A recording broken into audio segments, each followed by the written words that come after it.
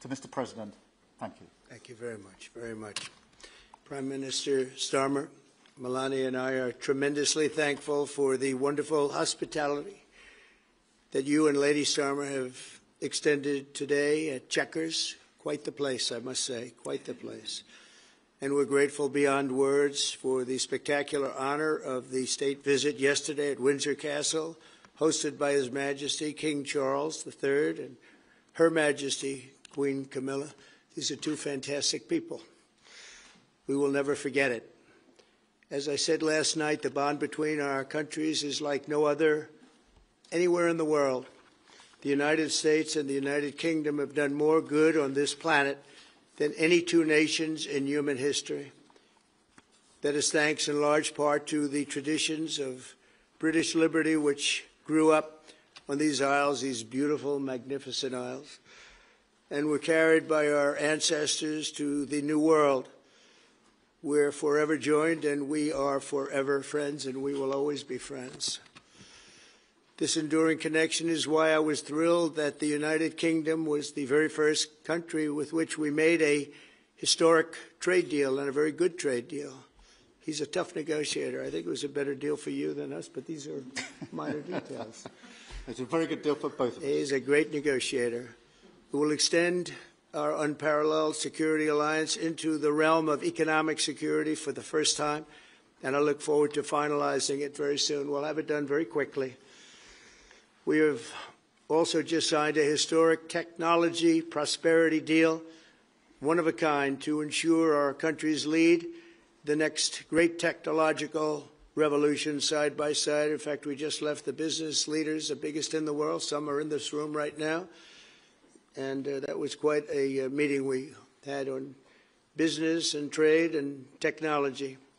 This trip has galvanized $350 billion in deals across many sectors, and we're committed to ensuring that the UK has a secure and reliable supply of the best AI hardware and software on Earth.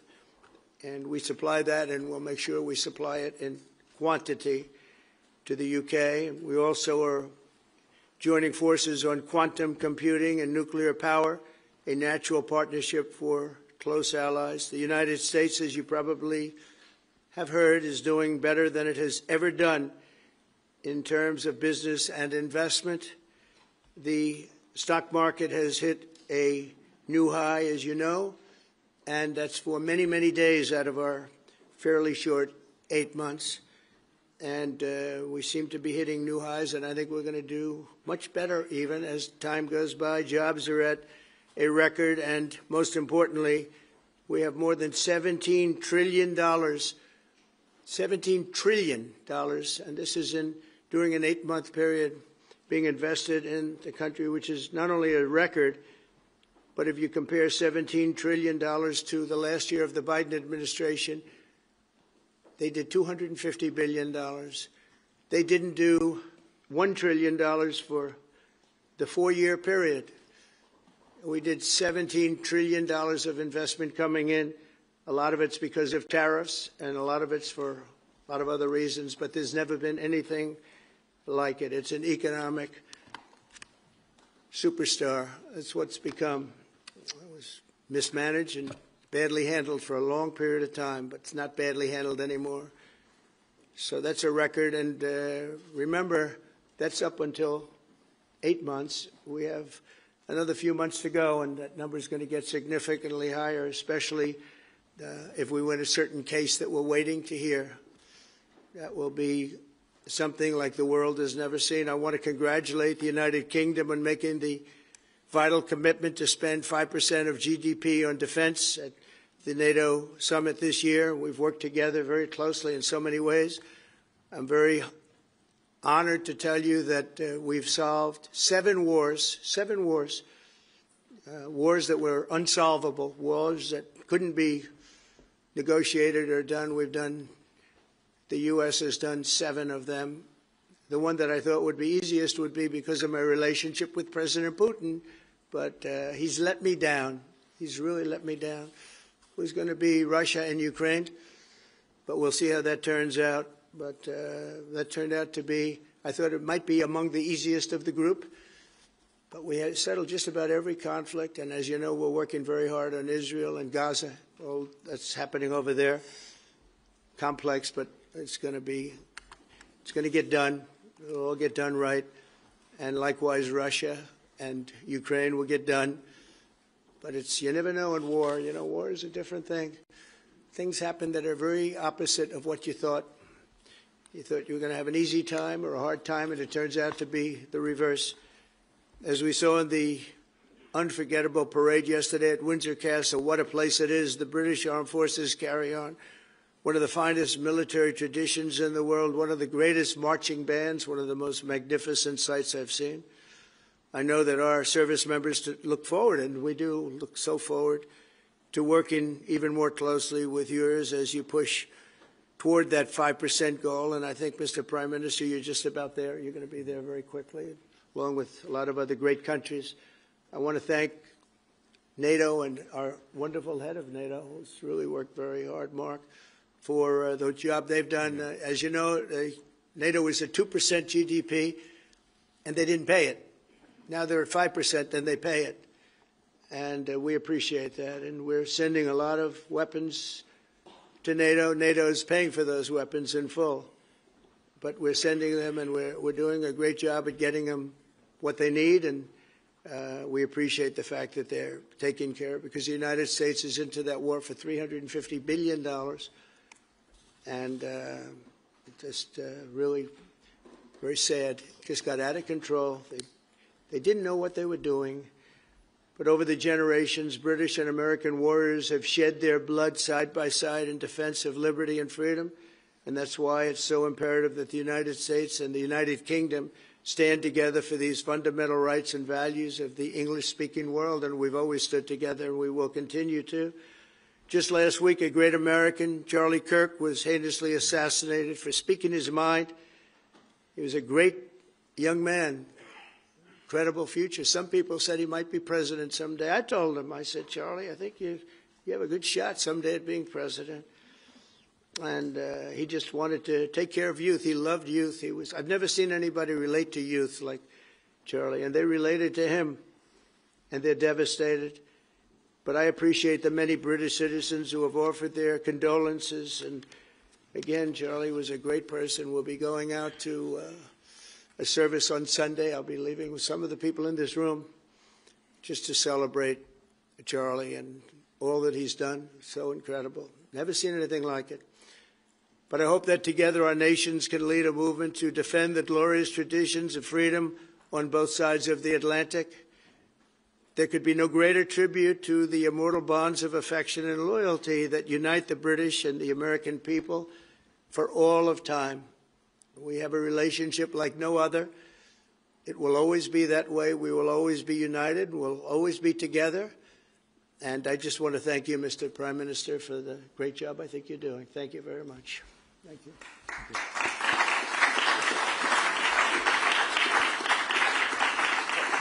Thank you very much, Mr. President. We're going to take some questions. I'll call 2 or 3 to start with, and then I'll pass over to the President. I've got Chris Mason from the BBC first. Chris. Thank you both. Chris Mason, BBC News. Mr. President, the UK is expected to recognise a Palestinian state in the coming days as the killing in Gaza continues. It often seems that you're the only person that Israel will listen to. What more can you say to them to tell them to stop? And why is the UK's position on a Palestinian state, in your view, wrong? And Prime Minister, what will the recognition of a Palestinian state actually achieve? Is it not just gesture politics to appease people in your own party? Thank you both. Well, Chris, let me just start with that, because we discussed this amongst other things. We had the best part of an hour, I think, upstairs earlier today, just one-to-one, going through a number of affairs, world affairs, in private. And we absolutely agree on the need for peace and a roadmap, because the situation in Gaza is intolerable. The hostages have been held for a very, very long time, and they must be freed.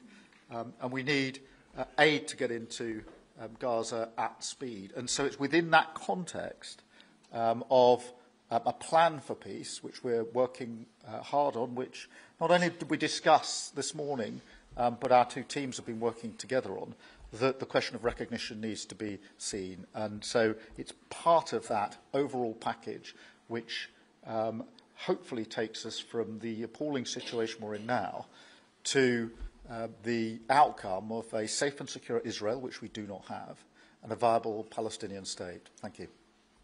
Well, simply, I want the hostages released now, right now, not 1, 2, we'll give you 3 more tomorrow, and, you know, like it's been, but we're the ones that got all the hostages released. We got many, many came to the Oval Office, and I've heard stories like I've never thought even possible. There was no humanity, no anything. I said to them, I said, was there any warmth shown during this stay, like they offered you a little extra meal, they gave you a little smile, and they said, don't worry, you'll be okay. And every one of them said, not even a little bit. Amazing, you know, to think that during this stay, long stay in some cases. We had a man the other day, 451 days he was there. I always ask that question. And was there any warmth shown? Just a little word of, you know, encouragement. And the answer is every time, absolutely not. I'm shocked to hear it, because in the worst cases, there's always somebody that comes through. We have to remember October 7th, one of the worst, most violent days in the history of the world, not just there, the history of the world. And I got to see the tapes, and I wish I didn't see them, actually. But I got to see them. And I want an end. I want the hostages released. And I think it's going to be okay, but it has been a brutal period of time. But this has been going on for a long time. This is not something that's over the last year, 2 years, but this has been for decades and decades. But we want it to end. We have to have the hostages back immediately. That's what the people of Israel want. They want them back, and we want the fighting to stop, and it's going to stop. But a lot of bad things. You know, Hamas said that they're going to put the hostages up as bait. They're going to put the hostages in front of any attack. And that's pretty brutal. We haven't heard that one in a long time. So we have to remember that. So I have a disagreement with the Prime Minister on that score. Okay? One of our few disagreements, actually. Sorry. Can I take Jack from The Sun? Jack. Thank you both. Jack Elson from The Sun. Mr. President, in the 9 months you've been in office, you've been incredibly successful in all but eliminating crossings on your southern border. Yeah. Meanwhile, illegal migration is at record levels in Britain. The Prime Minister is trying to tackle that. What advice would you give to the man standing next to you on trying to stop illegal migration in Britain? And, Prime Minister, if I can just ask, the President is all about drill, baby, drill in terms of trying to secure American energy and cut bills for Americans. Meanwhile, you are turning Britain's back on oil and gas in favour of renewable energies, such as wind turbines. Why do you think that you are right and he is wrong? So we had millions of people flowing in, totally unchecked, totally unvetted from the Biden administration. 25 million, in my opinion, that would be about 25 million. They came from prisons. They came from mental institutions. They were gang members. They were drug dealers. They came from the Congo. They came from all parts of South America. They came from everywhere. Think of it. Prisons from the Congo being released into the United States. Prisons opened up in Venezuela and many other countries pouring into the United States. And I couldn't believe it. And one of the reasons I decided to run. I decided to run because I don't want to be controversial. But you see what's happened, and you see all the information that's come out. We won in 2020 big. And I said, let's run. We got to run, because I saw what was happening. And the worst thing that I saw was all of these people. You know, we've already solved inflation. We've solved prices. Oil is way down. Energy is way down in the United States. But what I saw happening with millions of people pouring into our country, I couldn't stand to watch it. And we've done a great job. Nobody, if you've seen the last, I appreciate your question, by the way, nobody, absolutely zero, and I'm not even sure that's possible, but it's a very liberal group that come out with those statistics. The last 3 months, we had zero. From millions of people a year ago, we had zero people enter our country illegally. And we do have people coming in legally through a legal process and testing and lots of other things. I think it's very important, and we speak about it, and I think your situation is very similar. You know, you have people coming in, and I told the Prime Minister I would stop it, and it doesn't matter if you call out the military, it doesn't matter what means you use, but it's going to destroys countries from within. And we're actually now removing a lot of the people that came into our country. It's a very hard chore. We were given a very, very bad hand. Millions of people came in from prisons and mental institutions. We have to remove them. And we are removing them. We have no choice, and I feel very strongly about it. Thank you very much. Jack, let me just deal with the question of returns, because this is obviously an issue we're taking incredibly seriously. We've struck a number of deals both on cooperation with other countries, because this is a problem right across Europe, to tackle the problem of actually breaking up the gangs that are running this trade. We have had a record number of returns, over 35,000 now, since we came into office. That's the highest number for the best part of 10 years. We struck the returns arrangement with France, and notwithstanding the challenges to that scheme, which you've seen in the last few days, a flight went off at 6:15 this morning, successfully returning someone under that scheme. So that is an important step forward. Obviously, there's no silver bullet here. There's a range of things that need to be done. But given the challenges of returning people, it is important that we're able to prove it can be done. It was done. It was done early this morning. So I can confirm that that flight went. It went successfully.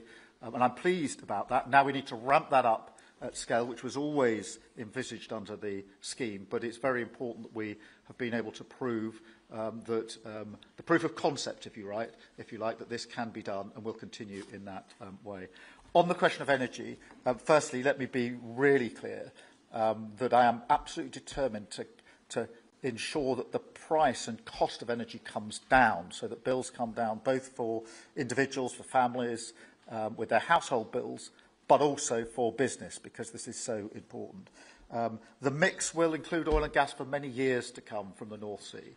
We've been clear about that for some time, but we also need to mix that with renewables, and it's the mix that's really important. And the approach I've taken on this is the same approach that I take to many other things, a pragmatic approach.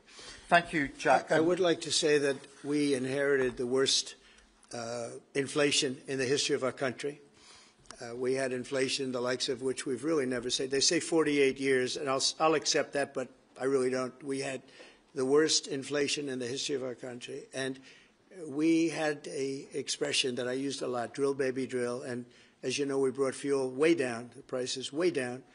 And we don't do wind because wind is a disaster. It's a very expensive joke, frankly. And we got our energy prices way down. That brought the inflation way down, and now we have very little inflation, and we have a very, very strong economy. So that was very important. Drill, baby, drill.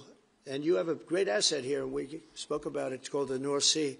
The North Sea oil is phenomenal, and I hope, because I love this country, you know. My mother was born in Scotland, and the Hebrides, Stornoway, that's serious Scotland. We were talking about it. And I want this country to do well. And you have great assets that you're going to start using, I believe, under this Prime Minister. Thank you. And I've got Matthew from The Economist. Matthew. Thank you, Prime Minister. Mr. President, you say that President Putin has let you down. Have negotiations run out of road? And what are your next steps to compel an end to this war? Well, he has let me down. I mean, he's killing many people, and he's losing more people than he's killing. Yeah. I mean, frankly, the Russian soldiers are being killed at a higher rate than the Ukrainian soldiers. But, yeah, he said, let me down. I don't like to see. It's death. You know, it doesn't affect the United States. We have, other than unless you end up in a world war over this thing, you could. This was a thing that would have never happened had I been president. If I were president, it would have never happened. And it didn't happen for 4 years. Most people agree it didn't happen, nor was it close to happening. And I spoke to President Putin about Ukraine. It was the apple of his eye. I've said that many times. It was. But he would have never done what he did, except that he didn't respect the leadership of the United States. They just went through the Afghanistan total disaster for no reason whatsoever. We're going to leave Afghanistan, but we're going to leave it with strength and dignity. And we're going to keep Bagram, the big air base, one of the biggest air bases in the world. We gave it to him for nothing. We're trying to get it back, by the way. Okay, that could be a little breaking news. We're trying to get it back. because they need things from us. We want that base back. But one of the reasons we want the base is, as you know, it's an hour away from where China makes its nuclear weapons. So a lot of things are happening, but I am very disappointed in the fact that that one's not settled. To think that we settled Azerbaijan and Albania, as an example, it was going on for years. It was never going to be settled. If you remember, the Prime Minister and the presidents, they were there for many years. They said, when they were in my office, we settled. And they started off at both sides of the Oval Office, so far away. I didn't know you could be so far away. And as we were together for an hour, they kept getting closer, closer. And by the time we finished, we all hugged each other. And one said, I've been in this position for 22 years, and all I've done is kill their people. The other was there for 7 years, and all he did was kill their people. And we got it settled. And we did others, as you know. The Congo, we settled the Congo with Rwanda. That was going on, and that was a machete war. That was a gruesome war. Many people, close to 10 million people killed. We got that settled. My biggest disappointment, but it's, you know, look, we did 7, and most of them were not thought to be settleable. We did India and we did Pakistan. That's 2 nuclear. That was purely for trade. You want to trade with us, you're going to have to get along. And they were going at it hot and heavy. But the Russia situation, I hope we're going to have some good news for you coming up. But again, it doesn't affect the United States. And look, it doesn't so much affect you. Of course, you are a lot closer to the scene than we are. We have a whole ocean separating us. But I will say this, it's millions of people have died in that war, millions of souls. And they're not American. The soldiers, mostly soldiers, as you know. The soldiers are being killed at levels that nobody's seen since the Second World War. But they're being killed, and I feel I have an obligation to get it settled for that reason. Thank you. And just to add on that question, because we have to put extra pressure on Putin. And it's only when the President has put pressure on Putin that he's actually shown any inclination to move. So we have to ramp that pressure up. I think it's important to have this conversation in the context of what's happened in recent weeks. We saw damage and bombing to the British Council in Kyiv. These are targets that it was thought until recently were not targets that would be hit. The British Council, the European Union Embassy, the Council of Ministers, where President Zelensky's ministers' work was hit. Again, these were thought to be places that wouldn't be hit. And then the incursion into Poland last week. And if you put that together, what you can see is either an emboldenment or at least an increased recklessness on Putin's part. And that's why I said earlier that they're not the actions of someone who wants peace. So we have to ramp up. And we discussed earlier today, we have built the coalition of the willing with British leadership and French leadership, stepping up with military planning in the seas, in the sky, on the ground, and ramping up what we do with the Ukrainians themselves. And of course, that, taken with an American guarantee, is now an example, I think, of the challenge of Europe stepping up to the plate, which it has done in the last few months, to show through what we and the French have done that we're prepared to take the lead in this and take the necessary measures. But that's a war that could have been a Third World War, and I don't think we're going to be there now. But that was heading to a Third World War, and what a shame it is. What a shame it is. Mr. President, do you want to call some of the... I would love to call a few of them. Bev, do you want to have a question? I've got to come back to you. Bev Turner, GB News. Thank you. Having been in DC for a few weeks, it's really interesting to see how you run the country as a proud Christian leader. And it really begs the question to the Prime Minister, if you don't mind, are we still a Christian country? But also... when you say we, are you talking here or... Here. The UK. I'm still British. I might I'd live in America. I'm still British. That question. But also, I can't give you that answer. That's for the Prime Minister. But also, despite what we talked about in Scotland a few weeks ago, we still have 12,000 people a year here being arrested for social media posts, for free speech violations. Does that not remain an important area that there is still a lot of disagreement on? I'd like to have you answer that. Yeah, look, I mean, in terms of a Christian country, I was christened, so that is, my church has been all my life, and we are, that is wired into our informal constitution. Of course, we celebrate many other faiths as well, and I'm really proud that we're able to do so as a country. And on free speech, that has long lived in this country, free speech. It's one of the founding values of the United Kingdom, and we protect it jealously and fiercely, and always will. And we will bear down on any limits on free speech. I draw a limit between free speech and the speech of those that want to peddle paedophilia and suicide social media to children, and therefore I'm all for free speech. I'm also for protecting children from things that will harm them, paedophiles, those that peddle suicide, which had a terrible consequence for individual, particularly teenagers. And so that's the balance we strike. But we have had freedom of speech in this country for a very long time, and we will always protect it. Thank you. Thank you very much. Brian, please. Thank you. Prime Minister, it's good to see you again. You have a beautiful country. Thanks for having us. Thank you for being Two here. questions. One, just recently, President Trump labeled Antifa domestic terrorists. Would you consider doing something like that in your country? Well, we obviously will take decisions for ourselves. I don't want to comment on the decisions of the President, but we take our decisions ourselves. And my question to you, President Trump, is there any update on the auto pen?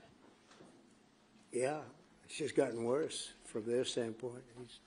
The people that used it, and one in particular, one person, was never told by Biden to do it. Only spoke to Biden twice, and that was just talking about the weather, not talking about any order. And he was taking orders from people other than Joe Biden. Joe Biden wasn't giving those orders. You know, Joe Biden didn't believe in open borders. He didn't. I've known him for a long time. He was never the brightest bulb in the ceiling, as we know. You can go back 40 years ago and you'll see that. Go back and take a look at the hearings on Justice Thomas, and you'll see that very much. But he didn't believe in open borders and all of this nonsense that they're peddling now, which is why they're not in office any longer. It's a shame. The auto pen was illegal. It was illegally used. He never gave the orders. He never told them what to do. And I guess the only one he signed, or one of the few he signed, was the pardon for his son. But you had the congressman who, when they got the information, they found out they were guilty, and they deleted and destroyed all information, everything. You couldn't get any of it. They found out that Nancy Pelosi actually was offered the 10,000 soldiers, and she turned them down. They found out many things that were very bad. So they deleted and destroyed all information. You talk about freedom of the press and freedom of speech. How about that one? And there's not a thing. This is after a year and a half of hearings. They destroyed everything. And somebody's got to be held responsible. So Biden, what he did is they knew, I don't think he knew, but somebody knew. I don't think Biden had a clue about anything, if you want to know the truth. But they gave a pardon to those Congress people. They gave a pardon. Those people are so guilty. They gave a pardon. But Biden didn't know about it. The people, whether it's Lisa or any of those people in there that really ran it, I know them all.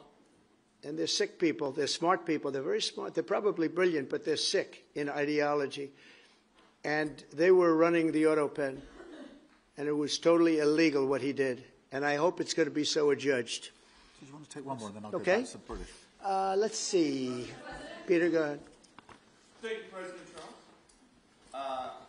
In the deal that you're working on for the Chinese to sell TikTok to an American buyer, are the Americans going to have to come up with their own algorithm, or are they going to continue to use the successful but addictive Chinese algorithm? So what we're doing, and we're speaking to President Xi on Friday to see if we can finalize something on TikTok, because there is tremendous value, and I hate to give away value, but I like TikTok. It helped get me elected. In fact, Charlie said, "Sir, you ought to get on TikTok. You'd be great." I said, "Really? Tell me about TikTok." And we, as you know, we did unbelievably well with youth, like at a level that no Republican has ever even dreamt of. And in what, look, I think we won it for a lot of reasons, but that was a reason we won the election by such a big number. TikTok has tremendous value. The United States has that value in its hand because we're the ones that have to approve it. I specifically get the right to approve it. The people that are investing it are among the greatest investors in the world, the biggest, the richest, and they'll do a great job. And we're doing it in conjunction with China. But we are getting, the United States is getting a tremendous fee plus, I call it a fee plus, for just making the deal. And I don't want to throw that out the window. I can say this, that you'll have a lot of very unhappy youth. And I use TikTok very legitimately, very straight, just statements every day, little statements, short statements. "Sir, make it short, please." And TikTok Jack, we call him. It was pretty good. Did a good job for me, I guess. But no, I'd rather reap the benefits. I mean, the kind of money we're talking about is very substantial, and it'll be owned by all American investors and, the best investors and the, very rich people and companies are going to be owning it. Very, very straight, very legitimate companies, and really companies that love America. So they're going to be owning it. It's a big thing. And on a much bigger scale, and probably that's why we were able to get that, but on a much bigger scale, we're pretty close to a deal. We may do an extension with China, but it's an extension based on the same terms that we have right now, which are pretty good terms. And my question for Prime Minister Starmer, if you feel so strongly about officially recognizing Palestine for statehood, why are you waiting for President Trump to leave the country? Why can't you just do it right now? And isn't there a risk in rewarding Hamas with that? Well, let me be really clear about Hamas. They're a terrorist organisation who can have no part in any future governance in Palestine. And what happened on October the 7th was the worst attack since the Holocaust. We have extended family in Israel. I understand firsthand the psychological impact that had across Israel. So I know exactly where I stand in relation to Hamas. Hamas, of course, don't want a two-state solution. They don't want peace. They don't want a ceasefire. I'm very clear where I stand on Hamas. Okay. On the question of recognition, I made my position clear at the end of July as to the timing, which has got nothing to do with this state visit, and I've discussed it with the President, as you would expect amongst two leaders who respect each other and like each other and want to bring about a better solution in the best way that we can. Thank you so much. Can I go back then to Robert at ITV? Robert Person, ITV. Mr. President, you alone in the whole world, have the power to persuade Prime Minister Netanyahu to stop the demolition of Gaza City, to stop the starvation of Palestine, and to stop the killing of civilians. If not now, when will you exercise that power and tell him to stop? Sure. And then for both of you... But you do understand about October 7th. You do understand. So believe me, I understand. One of the worst days in the history of humanity. What happened, I have seen the tapes. Babies that are 4 months old and just chopped up to pieces. And you've seen the tapes and I've seen the tapes. You're a professional and so am I. And people forget about October 7th. I can't forget about it. So I want it to end, but I want the hostages back. I don't want the hostages used as human shields, which is what Hamas is threatening to do. But as soon as they're back, that's the moment you will tell Netanyahu to stop. Well, it would certainly help, but I have to have the hostages back. And I don't want them back piecemeal, as I said before. I want them back.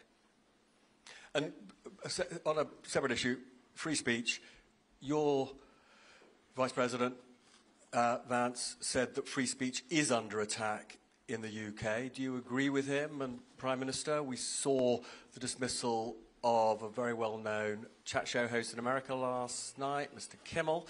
Is free speech more under attack in Britain or America? Well, Jimmy Kimmel was fired because he had bad ratings more than anything else, and he said a horrible thing about a great gentleman known as Charlie Kirk. And Jimmy Kimmel is not a talented person. He had very bad ratings, and they should have fired him a long time ago. So, you know, you can call that free speech or not. He was fired for lack of talent. Yeah, please, go ahead. Yeah, I mean, firstly, on the question of Charlie Kirk, can I just express how shocking that is, I think, to everybody who believes in free speech and in democracy.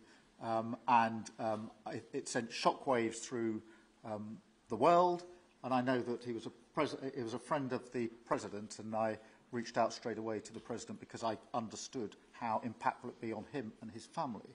And we all need to be absolutely clear about that. Whatever our political views, it is shocking and is to be condemned.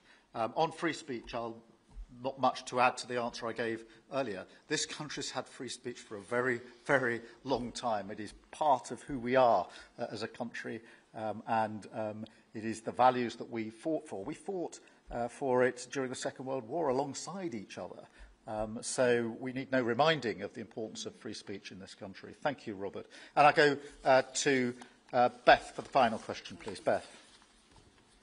Thank you so much. Sky. Thank you, Beth Rigby, Sky News. Thank you, Prime Minister. If I could start with you. Prime Minister, President Trump has said he's ready to impose major sanctions on Russia if NATO countries stop purchasing Russian oil. He's got a point, hasn't he? Is that what you now believe is needed to bring Putin properly to the table? And what's your message to the President on US sanctions? And, Mr. President, if I may, the King praised your personal commitment last night to finding solutions to the world's most intractable conflicts. You have invested much of your time and effort in Ukraine. But even as you seek to broker a deal, President Putin is escalating the war. He's firing drones into NATO airspace. You say he has let you down. Was it a mistake to invite him to Alaska? Do you regret it? No. And is it time to squeeze him, sir, and scare him and impose sanctions? And finally, if I may, the elephant in the room, Lord Mandelson, he is no longer the ambassador. Do you have some sympathy with him that he lost his job over historic links to Jeffrey Epstein? Thank you very much, sir. I don't know him, actually. I had heard that, and I think maybe the Prime Minister would be better speaking of that. That was a choice that he made, and I don't know. What is your answer to that? Well, I mean, it's very straightforward. Some information came to light last week which wasn't available when he was appointed, and I made a decision about it, and that's very clear. On the question of the pressure on Putin and on Russia, which is obviously really important, look, I think it is a challenge to Europe. There are a number of European countries which are too reliant on energy from Russia. The UK actually obviously has almost got nothing at all, but we do need to bear down and work with our European counterparts here. There are one or two countries, I think, that do need to look again at the question of energy. There's no one silver bullet here. We do have to have a wider suite of sanctions, which we've put in place a number of times, working across Europe and with the United States. And, of course, we must, and we are, making sure that Ukraine is in the strongest position now, because one of my long concerns here has been that whilst we talk about a ceasefire, and we all want a ceasefire, and we talk about what might happen after a ceasefire, we mustn't forget that Ukraine needs our support now. And we've said we stand with Ukraine from the start to finish, and that means we must continue to supply them with what they need in order to fight this war, which, of course, resulted from and is a result of Russian aggression. We have particularly done the sort of leadership role in the coalition of the willing, so that if there is a ceasefire and if there is a deal, and I do hope there is, that is then lasting and not then broken, because given previous history, I don't trust Putin. Thank you.